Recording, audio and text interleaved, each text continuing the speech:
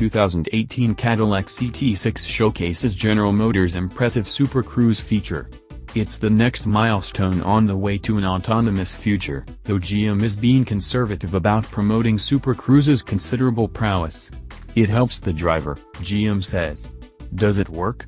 Our editors have been testing one this week as the calendar turns and the temperatures drop in Michigan. Also, the CT6 is a really nice car. Here's what we think. Senior Editor, Green, John Beltz Snyder, Super Cruise, man. On Wednesday night, I rode home in a 2018 Cadillac CT6 with Super Cruise. I say rode, but I was sitting in the driver's seat. I spent more time with my hands off the steering wheel than on it. It was super relaxing.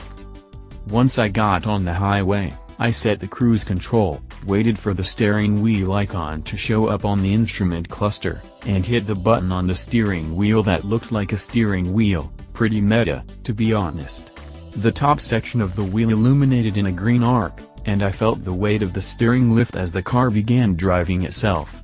I put my feet flat on the floor, rested my hands on my knees, and just watched the road while listening to a podcast, The Dollop, if you were wondering. To be honest, I had trouble concentrating on the audio, as my thoughts were captivated by the way the car managed the road and traffic around me. Sure, I had to change lanes on my own and take over steering on interchanges and surface streets, but when the AI took the reins, it had my complete confidence. Perhaps just as surprising, the CT6 was also a blast to drive manually.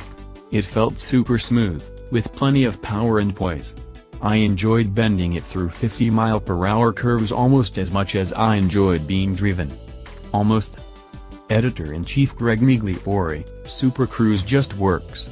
I was blown away how easy it was to use and how well it just did what it was supposed to do.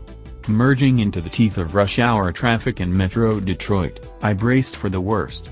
I figured I'd be stuck in bumper-to-bumper gridlock and Super Cruise would never get deployed.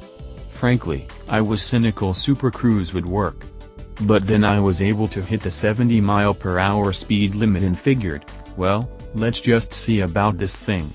Like John, I did the 2 steps to set up SC, and boom, it worked. It trailed the cars in front of me at a proper distance. It braked naturally to a stop and then resumed speed.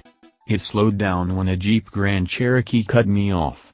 It navigated the curves with no problem. I took a phone call and had a lot of confidence the car would figure out what to do while I was gabbing. Super Cruise is the right tactic for this transitory time in the industry. Cadillac isn't billing this as self-driving. Rather, it's touting the system as a higher level of cruise control, which makes total sense. That's a much smarter strategy than Tesla's for the autopilot system, which rolled out too quickly. I tested autopilot in the Model S and it was cool, but Cadillac is being a little more conservative in how it promotes Super Cruise, and that's better for consumers. Naturally, Super Cruise tech will likely appear in other General Motors products, but the CT6 was the right place to start.